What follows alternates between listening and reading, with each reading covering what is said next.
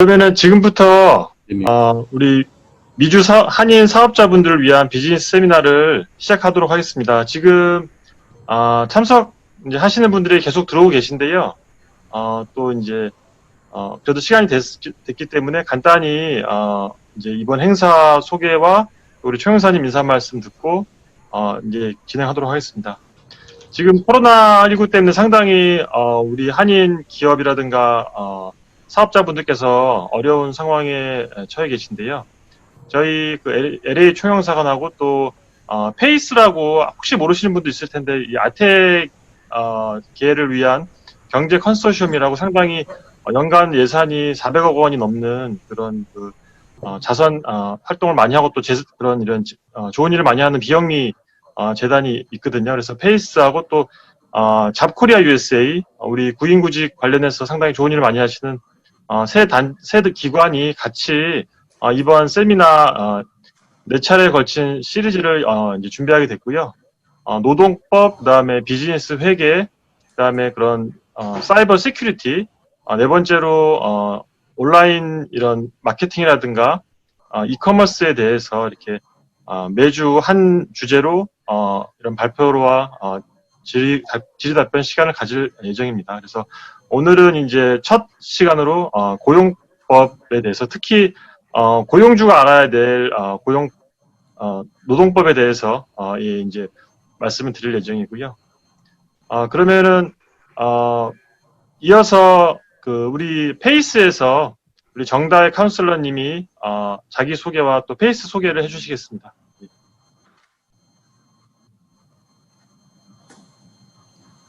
네, 안녕하세요. 오늘 손성수 영상님과 함께 사회를 맡은 페이스 비영리단체 비즈니스 카운슬러로 일하고 있는 정다혜입니다.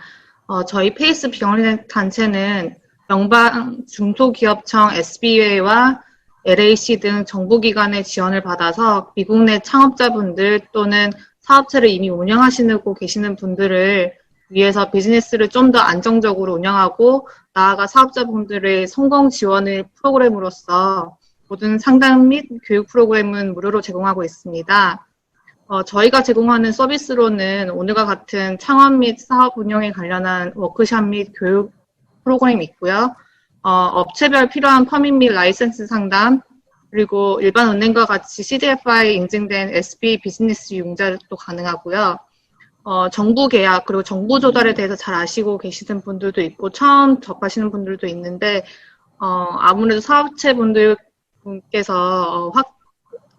정부기관과 같이 일을 하시기 원하시는 분들은 이 주제를 한번 관심 있게 보시는 것도 좋을 것 같아요. 저희가 이러한 상담도 해드리고 있고요.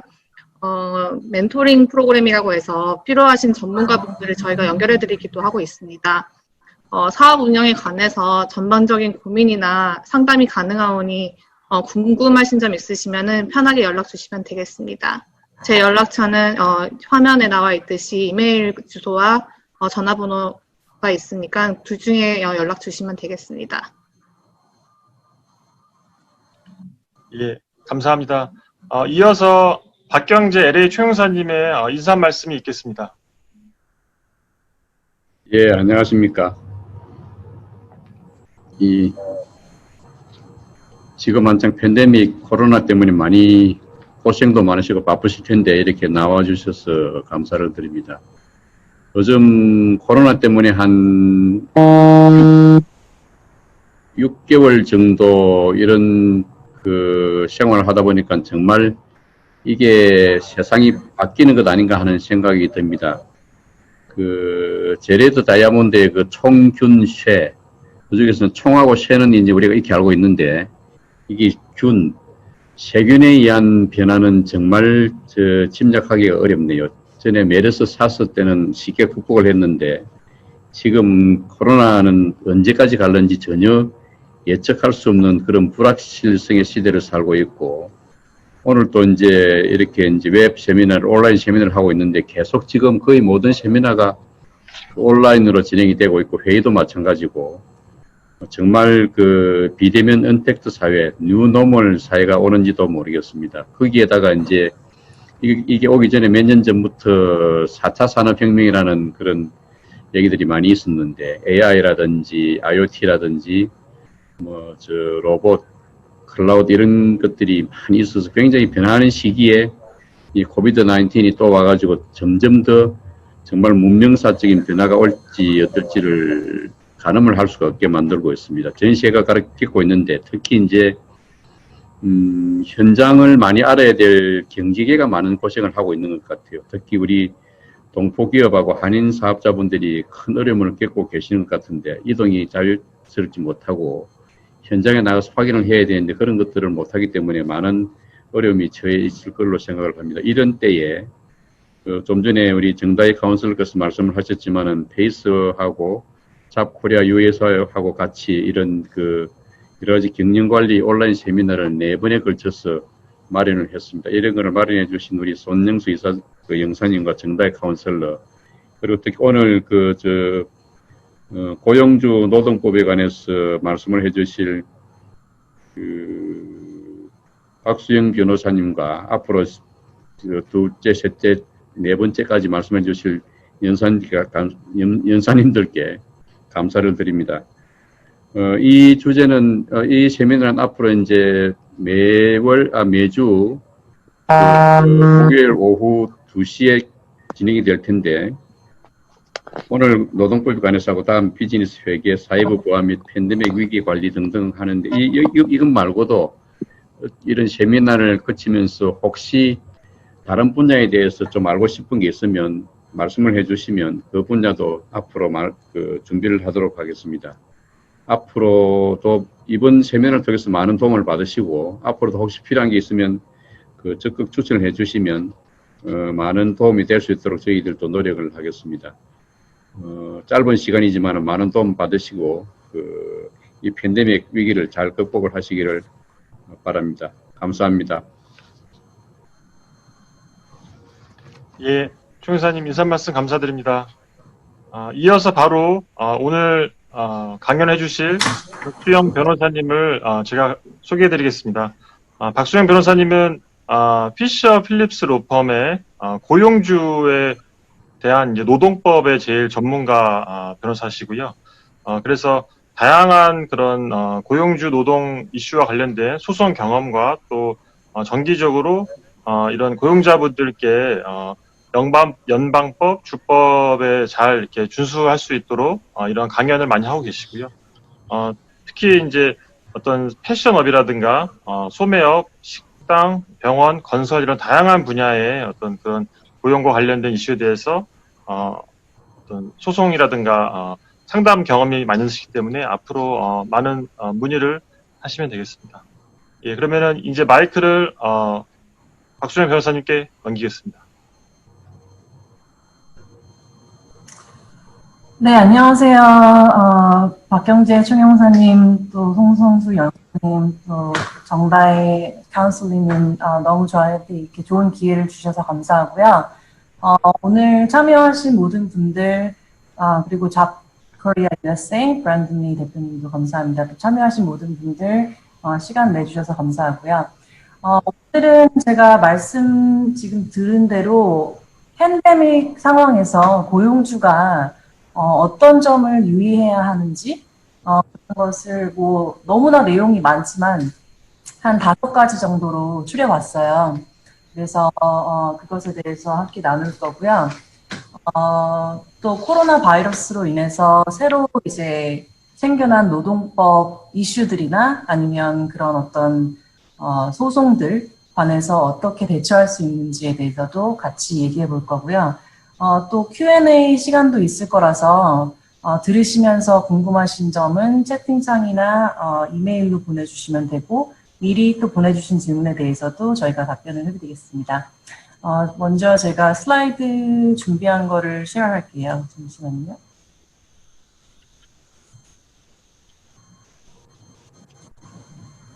네, 잘 보이시죠?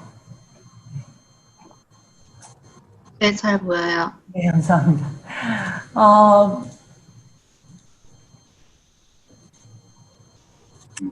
네, 일단 첫 번째 가장 제가 많이 이번에 코로나 바이러스 때문에 많이 들은 질문 중에 직원을 해고하거나 이제 휴직시키거나 이럴 때 어떤 절차라든지 아니면은 어떤 종류의 해고나 휴직 방법이 있는지에 대해서 많이 질문 주셨는데요.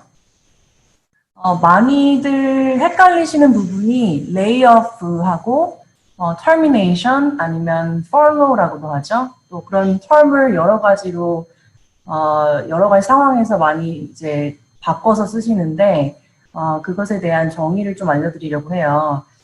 일단은 사업체의 어떤 일이 줄어들어서 이제 직원을 해고하거나 아니면은 휴직으로 돌릴지 아니면은 전체적인 이제 직원 수를 줄이실지 이런 부분에 대해서 결정을 하시기 전에 각각이 어떤 뜻을 담고 있는지 알고 있으면 좀 도움이 되실 것 같아서요.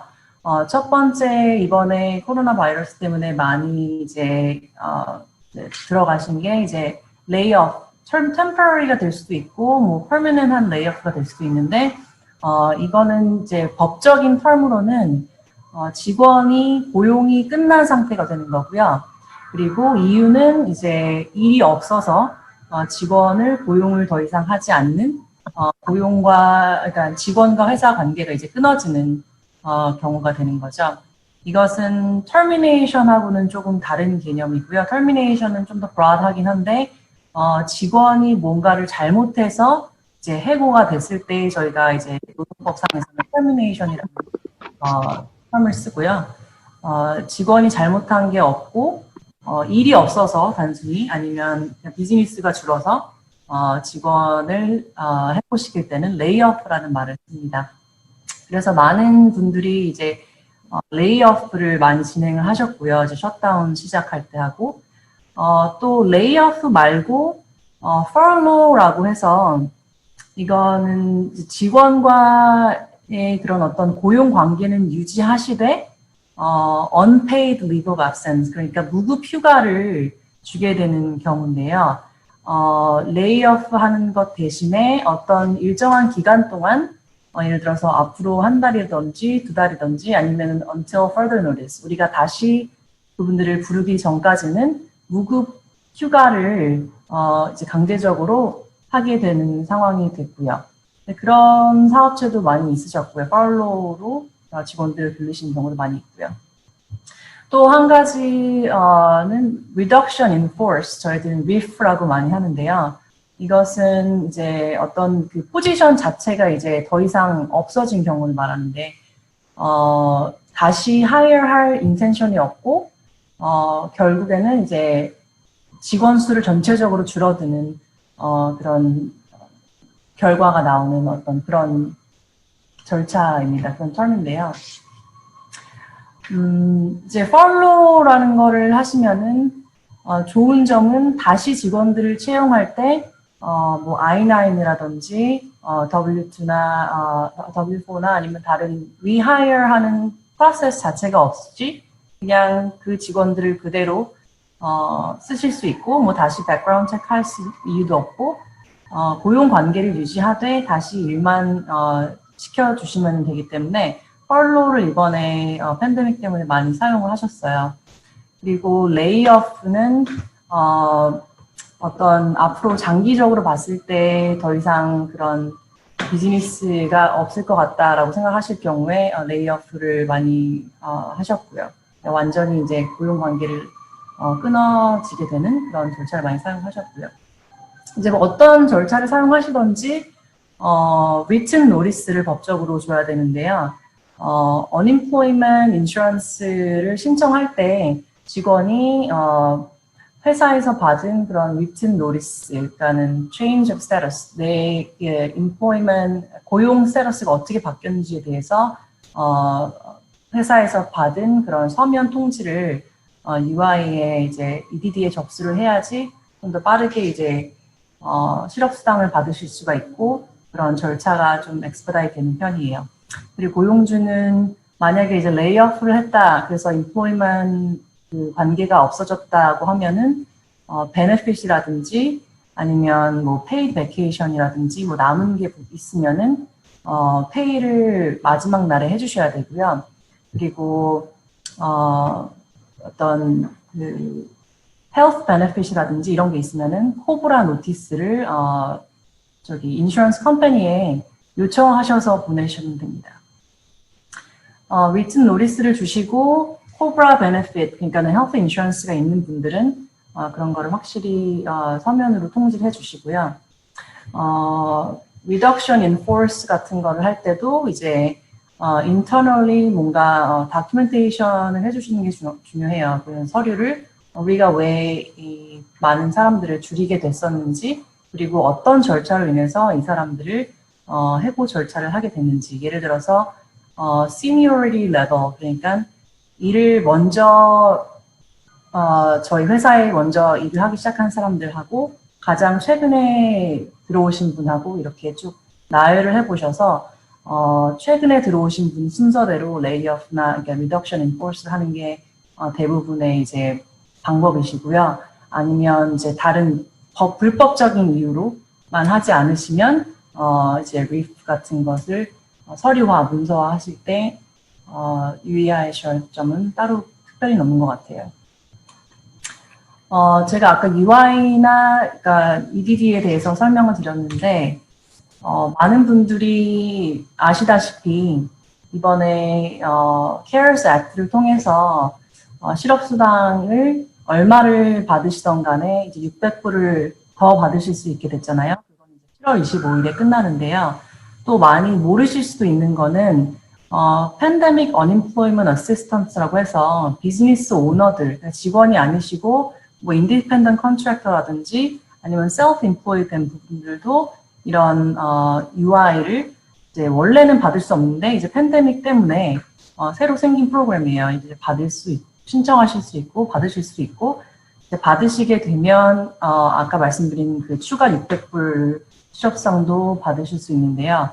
그건 7월 25일에 끝나고 요즘에 뉴스를 보니까 뭐 곧 이제 일주일에 400불 정도 더 보조가 되는 그런 내용이 있다고 하네요. 그래서 아직 신청을 못 하신 분들은 PUA라고 해서 EDD 웹사이트 가보시면은 온라인으로 신청하실 수가 있고요. 직원이 아니시고 개인 사업자로 받으실 수 있기 때문에 신청하시는 게 좋을 것 같습니다.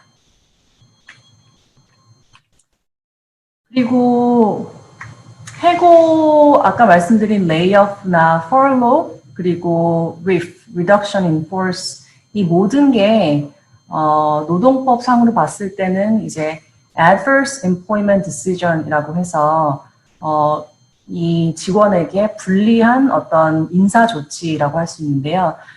이런 것을 진행을 할 때 기존의 부당해고라든지 아니면 그런 어떤 노동 고용 관련된 법에서 뭐 차별 금지 아니면은 뭐 harassment 금지 뭐 이런 법들이 다 똑같이 적용이 돼요. 레이오프를 해서 저희가 뭐 직원이 10명 중에 5명을 다 이제 let go 하셨지만 그 중에 한 명이 자기는 그 5명에 들어간 이유가 뭐 disability가 있다든지 아니면은 뭐 나이가 많으시다든지 뭐 그런 이유로 고용주가 만든 decision을 challenge할 수가 있어요. 그래서 해고나 그런 무급 휴가를 주시는 것을 결정하실 때도 유의해야 하실 점은 여기 이제 법적으로 보호된 캐터고리가 있잖아요, 미국에는. 약간 이게 연방법도 있고 가주법도 있는데 가주의 리스트가 항상 더 많기 때문에 저희는 그냥 가주, 캘리포니아 법을 보시면 되는데요. 많이들 알고 계시는 내용일 거예요. 근데 이게 코로나 때문에 해고할 때에도 유의해야 되는가 그런 부분은 좀 간과하시는 부분이 많이 있어요. 그래서 저희가 3월 달에 많은 직원들을 뭐 10%, 20% 이상 이렇게 같이 이제 그룹으로 해고를 하셨는데도 한두 명 정도는 이제 변호사를 선임해서 고용주에게 이제 디맨 레터라든지 아니면 소송을 하는 경우들도 있긴 하거든요. 그래서 유의해야 하실 것 같고요. 첫 번째 캐터고리는 뭐 아시다시피 제일 많이 소송이 들어오는 거는 요즘 레이스라든지 그러니까는 disability라든지 이런 게 제일 많지만 또 잘 모르실 수도 있는 거는 나이도 차별하면 안 되는 대상에 들어가고 특히 그러니까 40세 이상이 되면은 나이가 많은 직원으로 분류가 되어서 40세 이상 되는 직원을 해고하시거나 이제 팔로우를 하실 때 조금 유의해야 하셔야 될 것 같아요.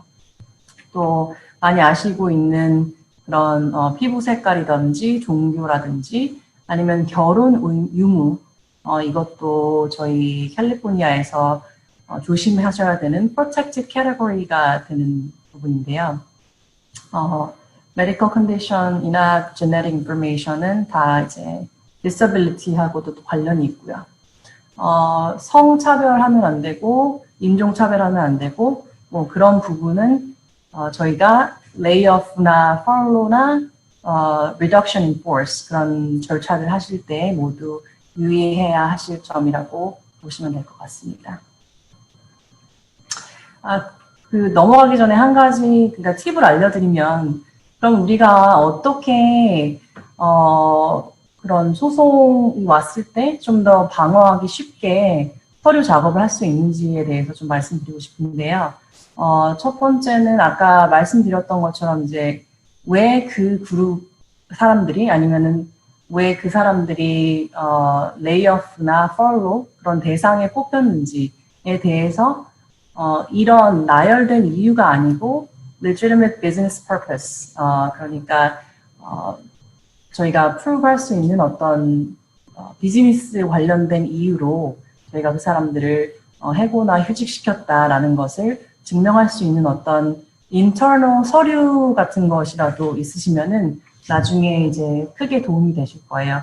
예를 들어서 뭐 sales department인데 outside sales라서 밖에 나가서 sales를 하는 직원들이 있는데 지금 팬데믹 때문에 나갈 수가 없으니까 그 사람들은 뭐 대부분 제일 오래된 사람 빼고는 다 해고가 됐습니다. 라든지 아니면 이제 저희가 레스토랑을 운영하시면은 뭐 서버들이 인도어 다이닝이 안 되기 때문에 서버들은 뭐 당분간 펄로나 레이오프를 하셨다든지 뭐 이런 내용들을 번거로우시더라도 이제 internally 어떤 이유들을 나열한 그런 서류 작업을 해놓으시면 나중에 굉장히 유용하실 것 같아요. 5가지 알아시면 좋을 것 중에 이제 두 번째는 저희 이제 Return to Work Guideline이라고 해서 6월 달에 많이들 이제 그러니까 새로가 아니고 다시 오피스를 여시거나 아니면 사업체를 여신 분들이 많은데 이런 상황에서 어떻게 안전 수칙과 방침을 만드실 수 있는지 그런 거에 대해서 좀 나눠보고 싶어요. 제일 중요한 건 또 그러니까는 헷갈리실 수도 있는 이유가 각 주마다 또 카운티마다 아니면 도시마다 이런 안전 수칙이나 가이드라인이 조금씩 다르거든요. 오렌지 카운티하고 LA 카운티가 좀 다르고 또 뭐 샌버니로 카운티는 또 다르고 그래서 각자 비즈니스를 하시는 그 카운티를 웹사이트를 가보시면은 정확하게 가이드라인이 나와 있어요. 오늘은 저희가 LA 카운티에 대해서 제가 도움이 되실 만한 웹사이트를 여기 링크를 걸어놨는데요. LA 카운티 웹사이트에 가시면은 굉장히 컴프리헨시브하게 모든 인더스트리마다 이제 어떻게 가이드라인이 이루어져야 되는지, 프로토콜이 해야 되는지 이런 게 다 나와 있어서 그 중에 2개만 많이들 필요하신 내용은 첫 번째는 이제 오피스 워크 사이트에서는 뭐 어떤 방침을 지켜야 되는지 그리고 아니면은 두 번째는 레스토랑에서는 어떻게 지켜야 되는지 뭐 이런 내용들을 제가 여기다가 링크를 해놨어요. 이렇게 PDF로 다 되어 있으니까 누구든지 가서 다운로드 받으실 수가 있고요. 그리고 LA 카운티는 이 방침들을 직원들이 잘 보이는 그런 어떤 왜 우리가 브레이크 같은 policy 포스팅 할 때 두는 그런 곳 있잖아요. 거기다가 이거를 포스팅하게 법적으로 require 되어 있거든요. 그러니까 각각 들어가셔서 이 포스터를 다운받으시고 이제 저희가 보통 노동법 포스터 들어가는 뭐 그런 bulletin board 같은 데다가 이제 포스팅 해주시면 될 것 같아요. 이 2가지 그 가이드라인을 제가 봤을 때는 대부분의 내용은 뭐 잘 아시는 것일 수 있어요. 그러니까 remote work, 그러니까 재택근무가 가능하면 그런 포지션은 재택근무를 최대한 하게 허락을 해주셔야 되고, 또 이제 face covering, LA 카운티는 face covering 혹은 마스크가 될 수도 있지만 뭐 face cloth가 될 수도 있고, 그런 거를 이제 고용주가 제공을 의무적으로 하게 되어 있고요. 그렇지 않은 카운티도 있어요. 그리고 뭐 커스터머라든지 다른 이제 분들이 퍼블릭에서 다니실 때 페이스 커버링을 하게 되어 있어서 그런 내용들이 여기 가이드라인에 들어가 있고요. 또 잘 아시는 그런 사회적 거리 지키기, 그 physical distancing, 그 6피트 안에서 이제 사람들을 되도록이면 접촉하지 않아야 되는 부분. 그리고 또 workplace를 어떻게 방역을 하셔야 되는지에 대한 가이드라인이 거기 나와 있고, 그리고 자주 손을 씻으라는 거를 직원들에게 알려주고 트레이닝을 해줘야 된다. 이런 게 있고요. 또 ventilation 시스템 이런 걸 잘 갖춰야 된다라는 가이드라인이 있고, 직원들이 일을 하러 꼭 와야 된다면 오기 전에 그 코비드 관련된 심텀이 있는지 없는지 그거를 확인하고 들여보내도록 되어 있어요. 그래서 그 심텀에 대한 그 리스트도 쭉 있거든요. 그래서 직원에게 그러니까 매일마다 이제 질문 리스트를 뭐 온라인이든 이메일로 보내주셔서 그런 심텀이 없다라는 체크를 하게 하시고 오게 하시는 게 가장 이제 안전하게 또 법을 지키면서 운영을 하시는 방법 중에 하나고요. 그리고 그런 카운티 가이드라인도 있지만 저희가 recommend 하는 거는 저희 회사, 각 회사나 고용주의 어떤 방침을 쓰셔서 이제 핸드북을 업데이트 하시던지 아니면 separate written policy로 가지고 계시면 좋은데요. 저희가 가지고 있는 그런 policy의 대부분에 이런 내용들이 들어가요. 뭐 당연히 카운티나 시티 가이드라인 포스터는 어디서 찾을 수 있는지 이런 내용이 들어가지만 저희들이 퍼블릭에게 우리 직원들을 보호하기 위해서 노티스를 포스팅한다. 뭐 no service, no mask, no service 이런 포스팅도 있죠. 그리고 커스터머들에게도 이런 소셜 디스턴싱이나 핸드워싱 그리고 페이스 커버링 지키도록 또 이제 사업체 문 앞에 붙여놓는 것도 방법이고요. 그리고 많은 분들이 이제 템퍼처 체크도 하시긴 하는데 아직 LA 카운티에서는 그 부분은 법적으로 require 된 건 아니에요. 근데 만약에 하시게 되면 contactless한 그런 어떤 템퍼처 건 같은 걸로 이제 접촉이 없이 하시는 게 중요하고 템퍼처 체크 하실 때 그 템퍼처 자체가 어떤 사람의 private information이기 때문에 올해 7월부터 이제 enforce 되는 그리고 올해 1월부터 나온 CCPA라는 노티스를 그 privacy 노티스를 이제 주셔야 돼요. 그것도 유의를 하시면 좋을 것 같고요. 직원 핸드북에는 여기 제가 나열해 놓은 밑에 6가지 정도 내용을 같이 이제 포함을 해주시면 좋으실 것 같아요. 뭐 OSHA라든지 CDC 가이드라인, 스테이트 가이드라인을 일단은 써주시고 그리고 우리 회사에서 이런 세이프티나 그런 코비드 관련된 그런 모니터링을 누가 하는가 그 한 사람을 정해주세요. 그래서 그 사람이 돌아다니면서 이제 페이스 커버링 하는지 직원들이 뭐 모여서 뭘 하고 있진 않은지 아니면 어디가 지저분하진 않은지 이런 거를 주기적으로 정기적으로 이제 모니터를 하고 관리를 하시도록 한 사람을 인차르지 해주시는 게 중요하고요. 그리고 우리 회사가 personal protective equipment 뭐 마스크라든지 아니면은 뭐 요즘에 페이시얼드나 글러브나 이런 거 있죠. 그런 게 꼭 필요한 인더스트리라면은 뭐 어떻게 어디서 제공을 해주는지 그거에 대해서 뭐 마스크를 이게 한 번 쓰는 게 아니고 여러 번 써야 되는 거면은 어떻게 이거를 빨아야 되는지 뭐 이런 내용도 쓸 수가 있고요. 그리고 이런 것에 대해서 저희 회사가 어떻게 트레이닝을 하고 있는지 그런 커프나 스니즈 할 때 에티켓에 대해서 또 핸드 하이진에 대해서 손을 씻는 방법이나 아니면 다른 사람들과 이제 컨택하는 방법, avoiding contacts, 뭐 이런 부분에 대해서 어떻게 트레이닝 하고 있는지에 대해 핸드북을 업데이트 하시면 좋고요. 또 저희가 만약에 템퍼처 스크리닝을 한다면 그거에 관련된 러그라든지 레코드는 저희가 어떻게 디스포즈, 그러니까는 없애든지 아니면 어떻게 사용하는지 그거를 또 알려줘야 되고요. 그리고 가장 좋은 거는 이제 또 뭐 사무집기라든지 아니면 툴 이런 거를 이제 사용을 할 때 쉐어하지 않도록 하고 회사에 만약에 오피스 스페이스의 캐퍼시티가 한 뭐 100이다 그러면은 60명 정도만 뭐 있어야 되고 최대한 리밋 하는 거죠, 캐퍼시티를.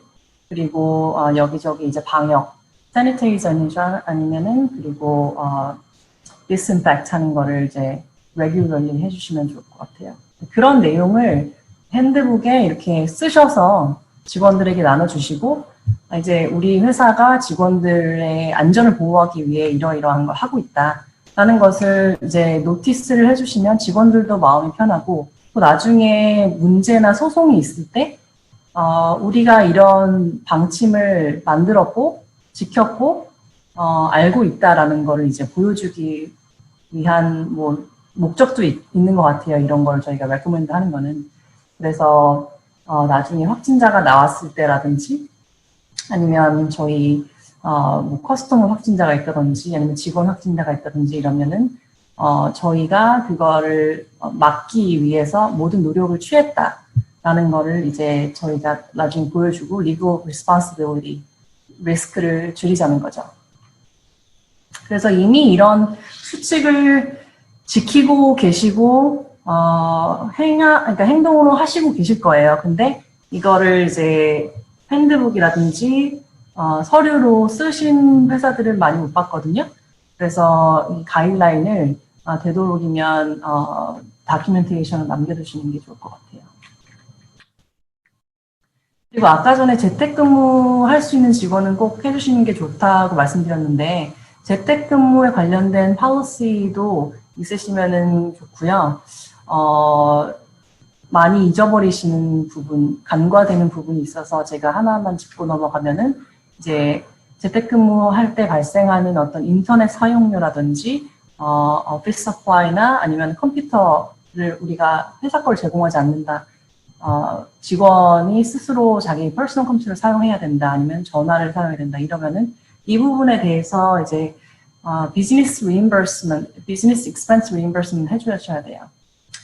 그게 뭐 인터넷이 만약에 한 달에 70불이라고 하면 70불 다 내주셔야 될 의무는 없지만 예를 들어서 일에 사용하는 시간이 뭐 3분의 1이라든지 아니면 뭐 하루에 그 4분의 1이라든지 뭐 이러면은 적당한 reasonable한 proportion을 이제 reimburse를 해주시면 됩니다.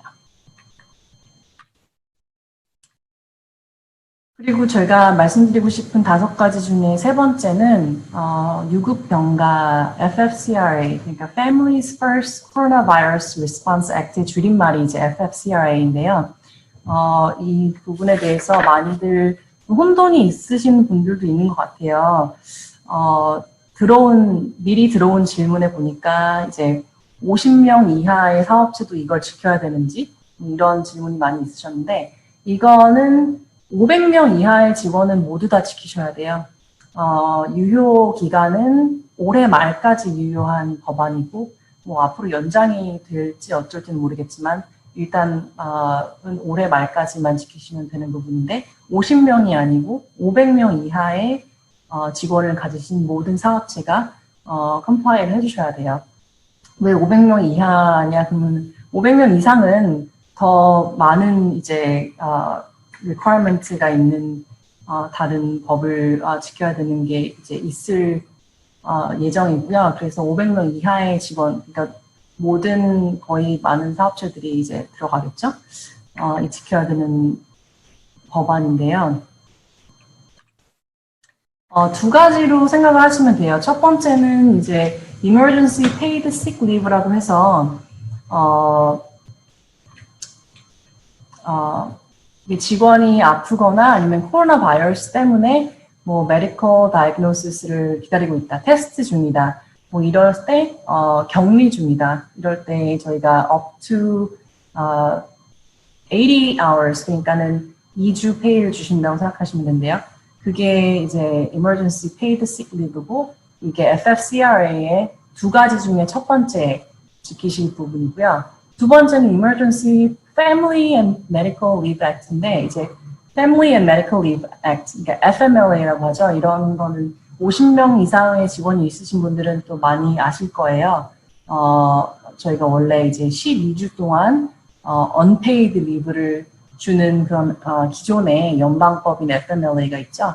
그리고 저희 캘리포니아에는 CFRA라고 하는데 그것을 약간 비슷하게 12주를 지키셔야 되지만 이제 3분의 1을 페이드로 제공해 주셔야 되고 조금 다른 이유로 제공해 주셔야 돼요. 제가 자꾸 왔다 갔다 해서 죄송한데 밑에 제가 포스터 링크를 걸어놨어요. 이 포스터를 아직 직원들에게 나눠주시거나 아니면 붙이지 않은 분들은 꼭 붙여주시고요. 왜냐하면 법적으로 required 된 부분이니까요. 그래서 이 포스터를 들어가셔서 프린트 받으시고 이메일로 보내셔도 되고 아니면 직원들이 잘 볼 수 있는 곳에 포스터로 붙여주시면 되고요. 이제 FFCRA를 해줘야 되는 6가지 이유가 나와 있는데요. 첫 번째는 이제 뭔가 stay home order라든지 아니면은 quarantine isolation order.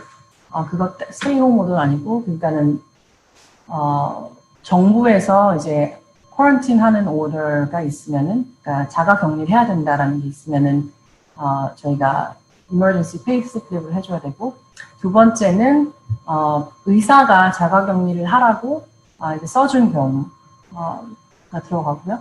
세 번째는 직원이 코비드 관련된 심텀, 뭐, cough라든지, 그러니까 기침이라든지, 아니면 발열이라든지, 아니면은 뭐, 잘 아시는 그런 심텀 리스트가 있잖아요. 그런 거를 경험하면서 이제 테스팅을 기다리고 있다든지 아니면 테스트를 하고 이제 결과를 기다리고 있다든지 이 세 가지 상황에서는 저희들이 아까 말씀드린 것처럼 up to 80 hours 일단은 2주의 유급 병가 paid sick leave를 주셔야 되고요.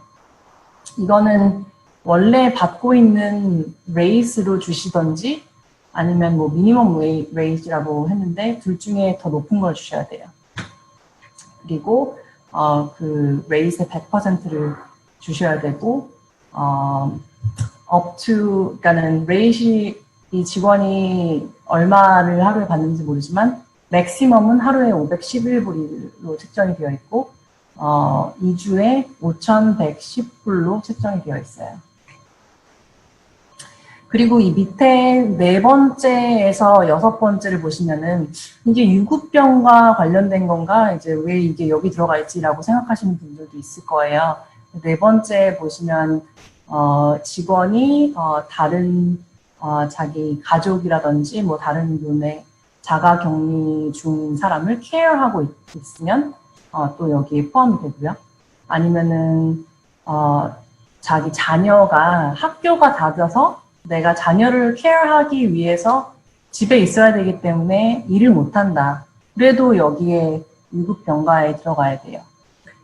그리고 마지막으로는 이건 약간 catch-all이라고 해서 저희들이 제가 봤을 때는 그냥 모든 가능한 그런 가능성을 열어놓은 크라이테리아라고 할 수 있는데 그 직원이 만약에 뭐 코비드 관련된 심텀은 정확히는 아니지만 비슷한 심텀을 겪고 있다. 뭐 감기 기운이 있다든지 뭐 여러 가지가 될 수 있겠죠. 굉장히 브로드하게 되어 있어요.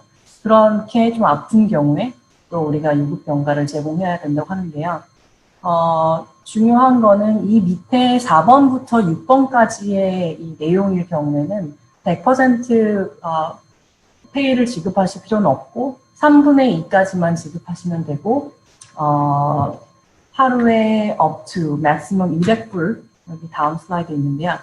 200불에서 또 12주를 했을 때는 12,000불까지 또 80시간 아니면 2주를 했을 때는 maximum 2,000불까지 제공해 주시면 돼요. 이게 코로나 바이러스 때문에 뭐 비즈니스도 어렵고 뭐 프로핏도 당연히 줄어들고 했는데 이렇게 유급 병가까지 나와서 굉장히 고용주들한테 뭐 많은 버든이 되는 건 사실이고요. 근데 이제 나라에서 조금은 완화를 한 부분은 이제 텍스 크레딧, 페이롤 텍스 크레딧을 내실 때 저희 이제 유급 병가 FFCRA 때문에 지급하신 모든 그 돈은 나중에 텍스에서 제외하고 텍스를 내시면 돼요. 그러니까 유급 병가를 주실 때 모든 거를 이제 서류로 문서화하시고 직원이 이걸 리퀘스트 했다는 거를 정확히 받아 놓으시고 세이브를 해 놓으세요. 그리고 CPA 분이나 아니면은 페이롤 텍스 administration 하실 때 거기서 이제 제하고 텍스를 내시면 돼요. 텍스 크레딧 폼으로 이거를 이제 나라에서는 인정을 해주겠다는 거죠. 단 만약에 PPP를 사용하셨을 경우에는 두 가지 혜택을 받으실 수는 없어요. PPP로 이 FFCRA를 지급을 하셨다 하면은 텍스 크레딧은 어렵죠. 그리고 네 번째는 임금 지급하실 때 유의할 점에 대해서 조금 많이들 미스하시는 부분이 있어서 알려드리는데요. 재택근무를 할 때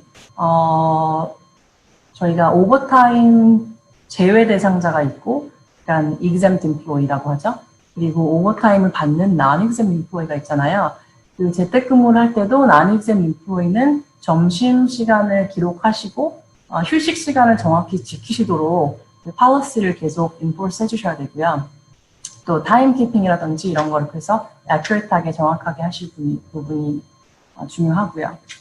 또 아까 말씀드린 것처럼 뭐 인터넷 사용료라든지 컴퓨터나 뭐 그런 부분에서 이제 reimburse 하시는 것을 많이 좀 간과하시는데 중요한 내용이고요.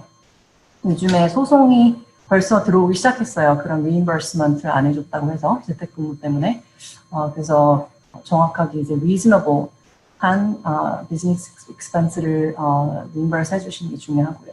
또 오버타임이 발생했을 때는 뭐 정확히 이거를 지켜주시는 게 중요하죠.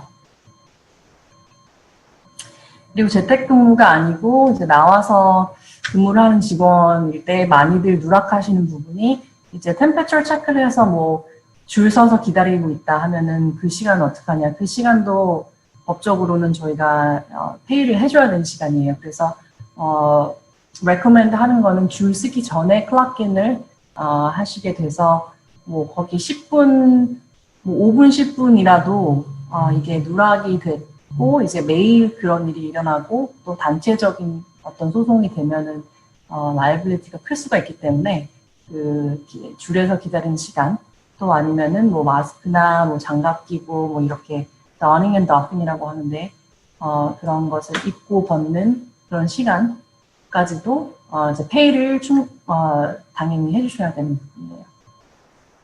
그리고 손 씻으러 가거나 뭐 disinfect, sanitize 하거나 이런 부분에서 또 엑스트라로 추가로 브레이크가 필요하다, 그런 시간이 필요하다 하면은 허락을 해주시는 게 저희 고용주로서는 더 좋고요. 그리고 오버타임 제외 대상자가 집에서 만약에 재택근무를 하실 때 일이 별로 많지 않아서 뭐 아침에 뭐 이메일 몇 번 하고 전화 몇 번 한 거밖에 없고 풀데이를 안 한 것 같은데 어떻게 그걸 다 지급해야 되냐라고 또 물어보시는 부분이 많은데 exempt는 이제 시간당 받는 게 아니고 샐러리로 받게 되고 오버타임에서 제외되기 때문에 법적으로는 진짜 한 시간이 아니고 10분만 잠깐 하루에 일을 해도 그 날에 대해서는 fully pay를 지급해야 돼요. 그래서 이런 부분을 일이 줄어서 이제 재택근무를 할 때도 뭐 풀타임으로 일할 필요가 없으셔서 오버타임 제외 대상자를 hourly employee로 바꾸시는 경우도 많이 있는데요. 그렇게 되실 경우에 뭐 감봉을 하시건지 아니면 근로시간을 줄이시던지 그런 클래시피케이션을 바뀐 것도 가능해요.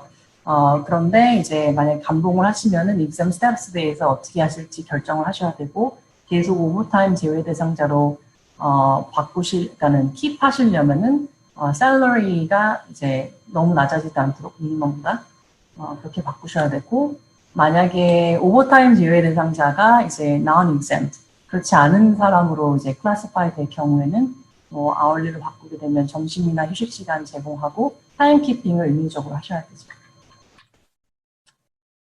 그리고 마지막으로 또 많이들 지금 궁금하신 부분이 이거일 거예요. 직장 내에서 감염된 직원이 생기면 어떻게 대처해야 될까? 이 부분에 대해서는 뭐 여러 가지 이제 방법들이나 가이드라인이 있긴 한데요. 저희 펌에서는 이제 7스텝 가이던스로 정리를 해봤어요. 첫 번째는 그 감염됐다고 하는 직원을 자가 격리 시키는 게 뭐 첫 번째 스텝일 것 같고요. 두 번째는 6, 15, 48, 6, 15, 48이라고 하는데 기억하시기 좋도록 일단 넘버를 적게 해놨는데요. 지난 48시간 동안 그 감염 직원의 6피트 안에서 15분 이상 컨택한 사람을 이제 아이덴티피를 하셔서 우리 직장 내에 그런 사람이 있는지 그래서 컨택 트레이싱이라고 하는데 물론 한국처럼 뭐 이제 앱으로 돼서 굉장히 어디 있는지 다 파악하고 이런 거는 아직까지는 미국에서는 그렇게 많이 쓰여지진 않고 프라이버시 이슈도 있기 때문에 그런 익스텐트는 안 될지 모르지만 저희가 이제 그 감염됐다는 분한테 이제 물어보고 누구랑 컨택을 했는지 파악을 직장 내에서 이런 사람이 있는지 파악을 하는 게 중요하고요. 그리고 그런 직원에 있으면은 당연히 알려주고 14일 동안 자가 격리를 의무화 시키시면은 좋을 것 같습니다. 이거는 이제 essential business의 경우에는 조금 다른데요. 그래서 저희 그 사업체가 non-essential business의 경우에는 14일 자가 격리를 의무화 시키는 게 이제 CDC 가이드라인에 되어 있고, 만약에 essential business, 그러니까 뭐 헬스케어라든지 워낙 직원이 모자란 그런 인더스트리가 있잖아요. 그런 곳에서는 심텀이 없는 분들은 그 close contact, 접촉자랑 그렇게 close contact이 있었어도 자가격리를 꼭 의무화할 필요는 없다고 가이드라인에 되어 있긴 해요.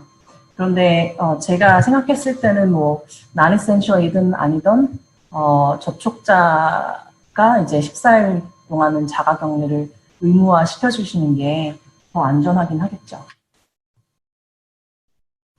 그리고 이제 이게 일에서 감염된 것인지 아닌지를 파악하는 게 중요한데요.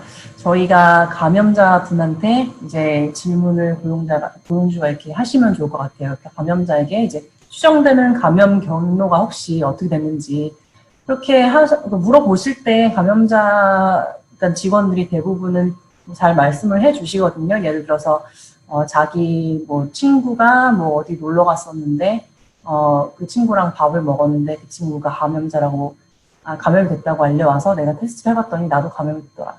라든지 뭐 이런 어떤 경로에 대해서 조금 그 감염자분이 알 수 있는 게 있는지, 대부분은 무슨 이유가 있어서 자기가 테스트를 받아서 알게 되는 경우가 많이 있거든요.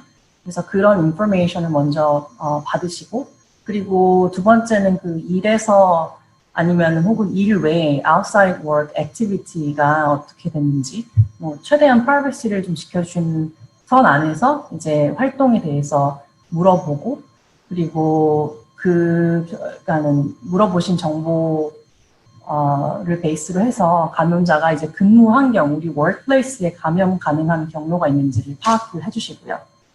그래서 그런 부분을 잘 이제 리코딩을 해주시고, 그러니까 다큐멘테이션을 하시는 게 중요해요. 이게 일에서 관련된 감염인지 아니면은 이 직원의 밖에서 어떤 다른 액티비티나 다른 뭐 가족이나 친구, 친척 사람들 때문에 감염이 됐는지 그걸 파악을 최대한 하시는 게 중요하고요.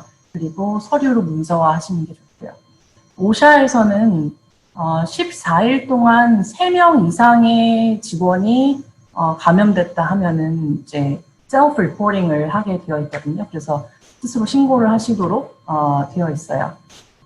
그래서 이게 work related인지 아닌지 보려고 하는 부분인데, 그 부분을 이제 먼저 고용주가 investigate 해주시면 좋죠.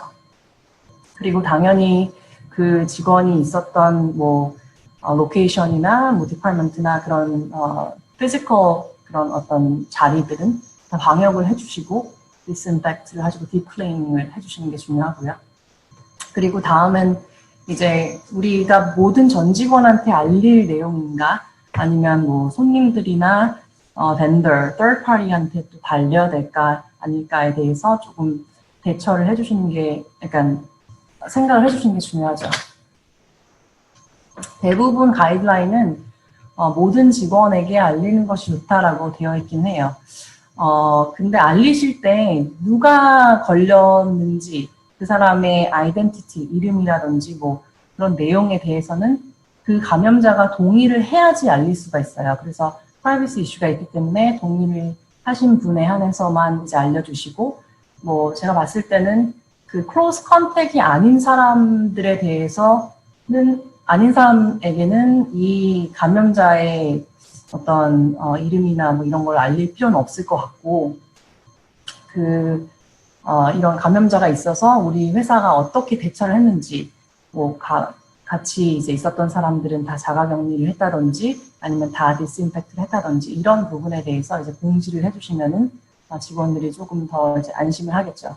이런 일이 있었지만 우리가 방역을 했고, 그러니까 클로즈 컨택이 있었던 사람들은 다 자가격리 중이구나라는 것을 이제 알도록 공지를 해주시는 게 중요해요. 그리고 아까 말씀드린 대로 그렇게 자가격리를 하게 된 직원들이 FFCRA, Emergency Paid Sick Leave 유급휴가에 의거해서 돈을 지급받을 수 있는지 그 격리 기간 중에 그런 거를 이제 잘 파악을 하셔서 잘 지급을 해주시는 게 중요하고요. 제가 준비한 내용은 여기가 이게 다고요. 혹시 질문이 있으시면은 같이 다혜 카운슬러님이랑 얘기를 해주시면 좋을 것 같아요. 네, 예. 설명 주시는 동안 약 15분께서 질문을 주셨어요. 네. 잠시만요. 제가 이게 스탑 쉐어링 할까요? 아니면은 저희 편하신 대로 네. 네, 하고 변호사님께서 그 Q&A, 지금 Q&A 채팅창에 보시면은 쭉 15개가 와 있는데요. 네네네, 많이 있네요. 보시면서 답변을 준비하시는 시간 동안 우리 네. 우리 카운슬러님께서 또 우리 주정부, 지방정부들의 그 코로나 관련 업데이트를 준비하신 게 있습니다. 그래서 그거를 먼저 듣도록 하겠습니다. 예. 네네. 그럴까요? 잠시만요.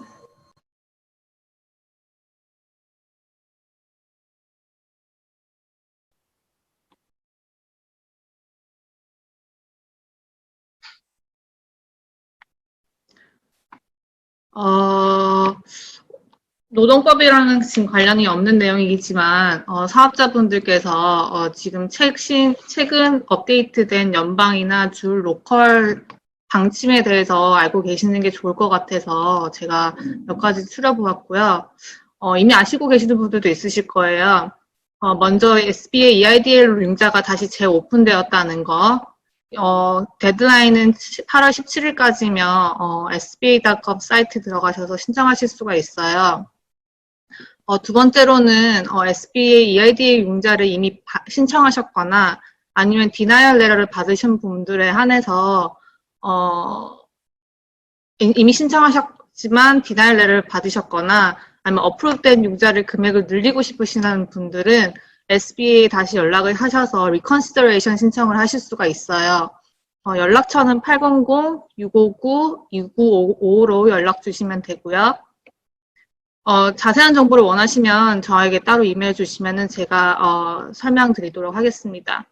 그리고 PPP 융자도 또한 재오픈되었어요. 연장이 되었다고 할게요.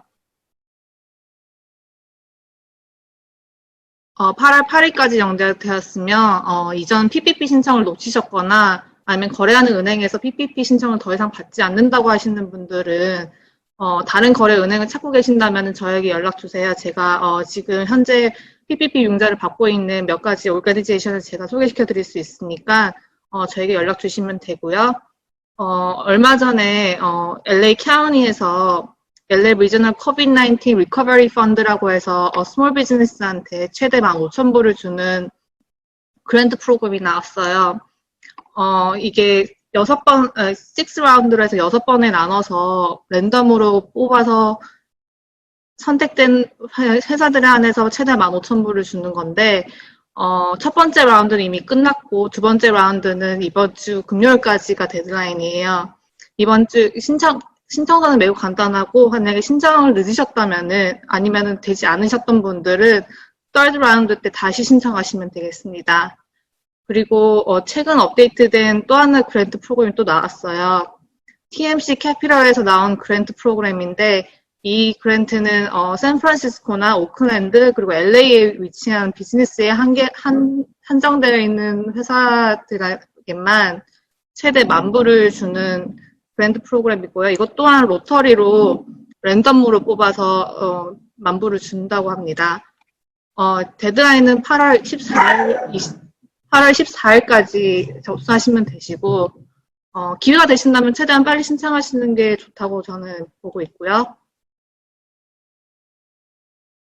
마지막으로는 이미 리테일 또는 식당을 운영하시는 분들은 이미 아시고 계시는 정보일 수도 있어요. LA 카운티에서 알프레스코 프로젝트라고 해가지고 인도어 내 음식이나 상품 판매가 힘든 업장들을 위해서 야외에서 음식을 서빙할 수 있거나 상품 픽업을 컵사이드 픽업이 가능할 수 있도록 퍼밋을 무료로 내주어주는 프로그램이에요. 퍼밋 신청은 무료고 퍼밋 유효는 올해 9월 1일까지라고 하지만 상황에 따라서 연장될 수 있음을 알려드리려고 합니다.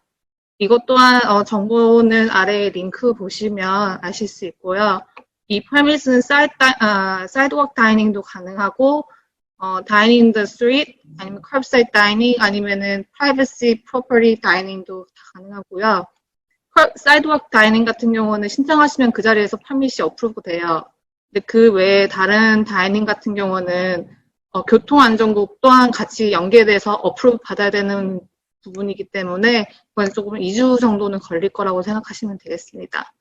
다시 돌아가서 이제 박수영 변호사님 질문 응답 해주시는 시간으로 갖겠습니다.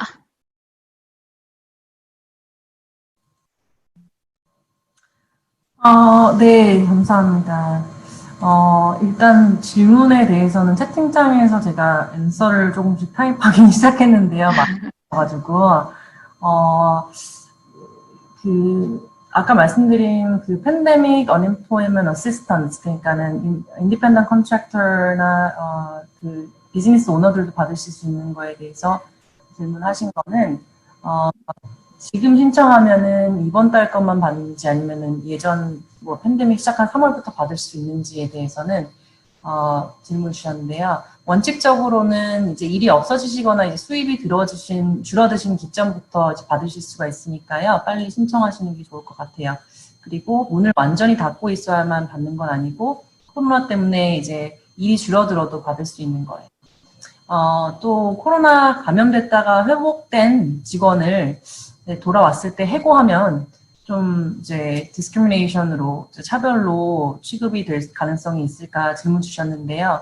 네, 조금 리스크가 높게 있을 것 같고요. 만약에 근데 정당한 어떤 그룹 레이오프라든지 뭐 그런 사유가 충분히 있으시면 뭐 해고를 할 수 없는 건 아니지만 아무래도 이전에 메디컬 리브를 다녀왔기 때문에 조금은 위험할 수 있어서 좀 조심해야 되시는 부분이 있어요. 그리고 코로나 증상이 있다고 해서 3주 동안 현재 근무를 못하는 직원이 있으시다고 하는데요.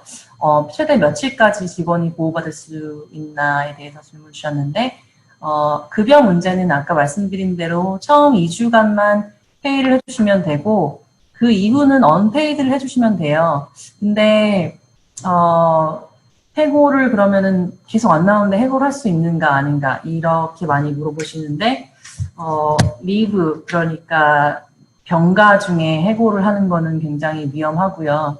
만약에 그 직원이 일하고 있는 디파트먼트를 우리가 다 레이오프해서 그 포지션이 없어졌다 그러면 해고를 할 수도 있겠지만 정당한 그런 어떤 비즈니스 리즌이 아닌 경우에는 이 병가 중이거나 병가를 다녀온 직원을 해고하실 때 굉장히 좀 리스크가 높고 조심하셔야 되는 부분이 있어요. 그리고 한 번 80시간을 사용을 하면은 재감염이 되더라도 또 주시지는 않아도 돼요. 네. 채팅창이 좀 계속 좀 있는데 리모트 워크의 경우에 인터넷 비용이나 휴대폰 비용을 반드시 회사에서 reimburse 해야 되는지, 네, 아까 말씀드린 대로 이제 컴퓨터나 휴대전화를 이제 회사에서 제공을 아예 해주지 않는 경우에는 사용 비용 그리고 인터넷 사용 비용이나 휴대전화 사용 비용을 뭐 풀로 100% 지급을 꼭 하셔야 되는 건 아니지만 직원이 개인 컴퓨터를 사용할 수도 있으니까요. 그렇게 된 경우에 이제 적당한 이제 reasonable expense를 정해서 지급을 하시는 게 좋고요. 네. 뭐 비슷한 내용들인데 한 가지만 더 제가 답변을 하자면 오샤 리포팅에 대해서도 물어보셨는데요. 오샤는 모든 고용주가 다 이제 지켜야 되고 해당이 되는 occupational safety and health 그런 health 그런 assistant agency고요. 거기서 require 하는 거는 코로나 바이러스가 아까 말씀드린 대로 14일간 3명의 직원 이상이 나왔다 하면은 저희가 신고를 해야 되고, 그러면 오샤가 나와서 혹시 우리 사업체에 어떤 그런 위험 요소가 있는지를 와서 이제 인베스티게이션을 하게 돼요. 그래서 그런 부분은 컴플라이를 해주시고요. 네. 다 된 것 같은데요. 네.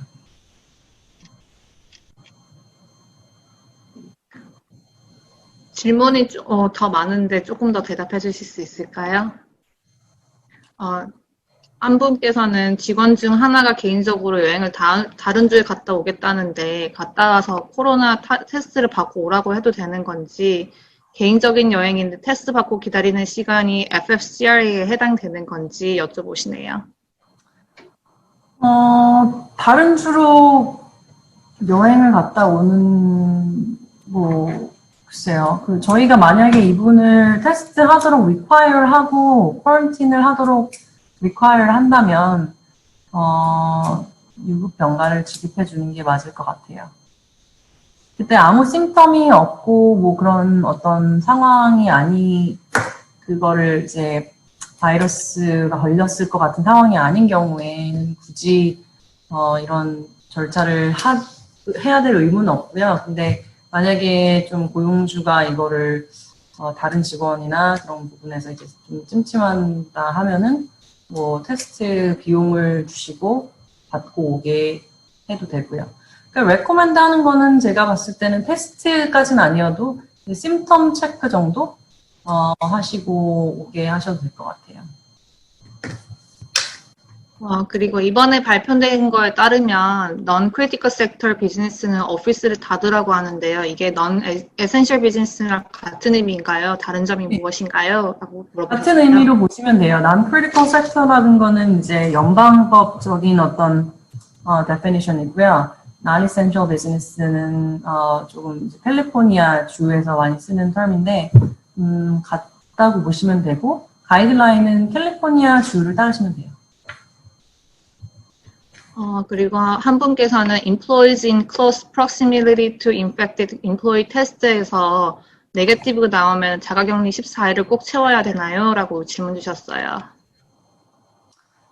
꼭 그렇지 않아요. 네. 그래서 네거티브 나오고 바로 일을 하시면 자가격리를 안 하셔도 되고요.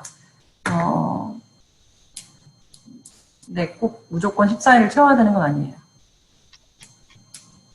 매뉴팩처링 회사의 경우 감염자가 나오면 커머셜 고객들에게도 우리 회사에 감염자가 나왔다고 알릴 의무가 있나요?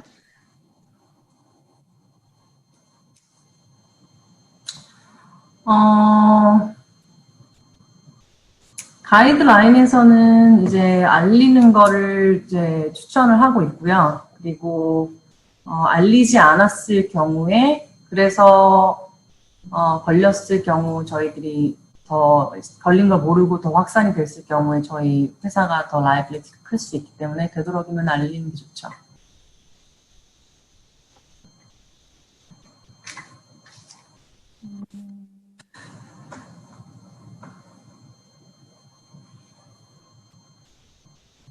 이 2주간 미국 병가를 주셔야 된다고 답변 받았는데요. 그 직원이 지금 현재 70% 지급만 받고 있는 상황이라면 70% 적용된 시간만 미국 병가를 줘도 되는 건가요? 아니면 그래도 80시간을 적용해야 되나요?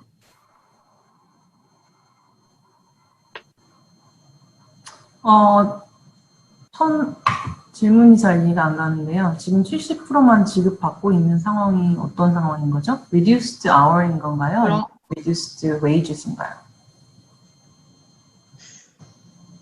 그럴 경우에는 상황이 조금 달라지는 건가요? 뭐 상황이 달라지는 게 아니라 웨이지를 저희가 regular rate, 현재 어떤 급여를 받고 있는지 regular rate로 따져서 이제 그게 만약에 70% reduced 된 rate이다 하면은 그 rate로 80시간을 주시면 돼요.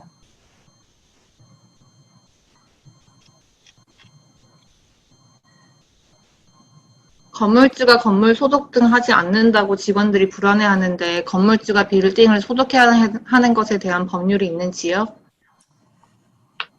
그거는 저희는 노동법이라서 landlord tenant 이슈에 대해서는 제가 잘 모르는 부분입니다.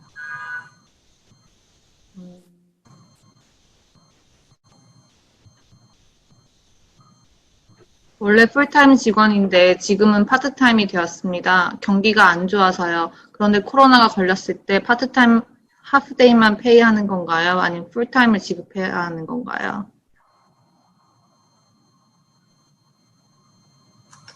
up to 80 hours를 지급해 주시면 돼요. 그러니까 2주 혹은 80 hours라고 한 이유가 파트타임이면은 2주가 돼도 80시간을 채우지 않을 수도 있거든요. 그래서 up to 80 hours로 생각하시면 될 것 같아요.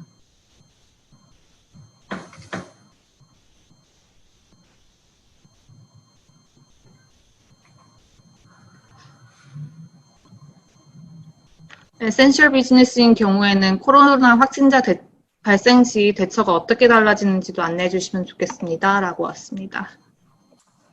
딱히 달라지는 거는 없고요. 아까 말씀드린 대로 close contact, 그러니까 감염자와 이제 접촉이 있었던 분들이 자가 격리를 의무화할 필요는 없고 심텀이 없으신 분들에 한해서 지속적으로 그냥 continue to work를 해도 된다고 CDC 가이드라인에는 되어 있어요. 방금 올라온 질문인데요. FSCR의 법은 50명 미만 업체는 적용하지 않아도 되는 것이 맞죠? 라고 왔거든요. 아니죠. 그런데 500명 이하예요. 500명 이하의 업체는 적용하지 않아도 된다는 거죠. 500명 이하는 모두 다 적용해야 돼요. 적용해야 된다는 거죠. 네.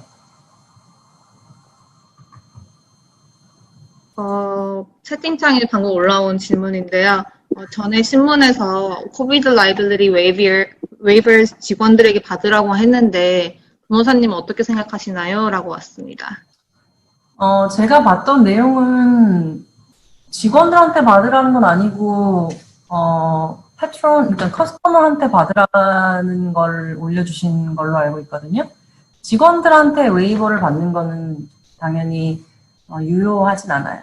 물론 뭐 psychologically 뭐 이런 걸 내가 사인을 했으니까 뭐 소송을 못 하겠다라고 오해를 하시고 소송을 안 할 수도 있지만 뭐 우리가 나 오버타임 안 받겠다라든지 나 미니멈 이하로 받겠다라든지 뭐 이렇게 아무리 직원이 동의를 해도 법적으로 지켜지지 않으면 어차피 인포스가 안 되잖아요. 그래서 마찬가지로 코비드 걸려도 직장에다가 이제 소송하지 않겠다라든지 그런 웨이버는 직원들이 아무리 사인을 하셔도 유효하지는 않아요.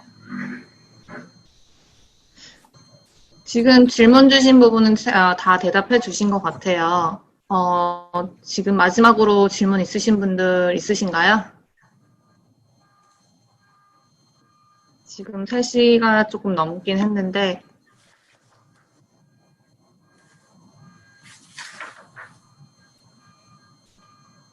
그럼 이상으로 마무리를 할까요? 예, 오늘 변호사님 너무 수고 많으셨고요. 오늘 지금 이 강연하신 영상하고 또 발표 자료는 저희 LA 총영사관 홈페이지에 새 소식 게시판에 올릴 예정입니다. 그래서 나중에라도 또 보실 수가 있고요. 또 더 궁금하신 사항들은 이제 추가적으로 변호사님께 따로 이제 개별적으로 여쭤보셔도 좋을 것 같습니다. 오늘 수고 많으셨습니다. 예. 네, 감사합니다. 수고 많으셨습니다. 감사합니다. 다음 주 목요일 날 또 참여하실 분들은 오늘과 같은 경로로 들어오시면 되시고요. 다음 주는 비즈니스 회계 그리고 오늘 다 설명드리지 못한 소기업을 위한 융자 프로그램 및 그랜트 프로그램에 대해서 설명드릴 예정이에요. 그러니까 다음 주 목요일 날 오후 2시에 또 뵙도록 하겠습니다. 예, 감사합니다. 수고하셨습니다. 감사합니다.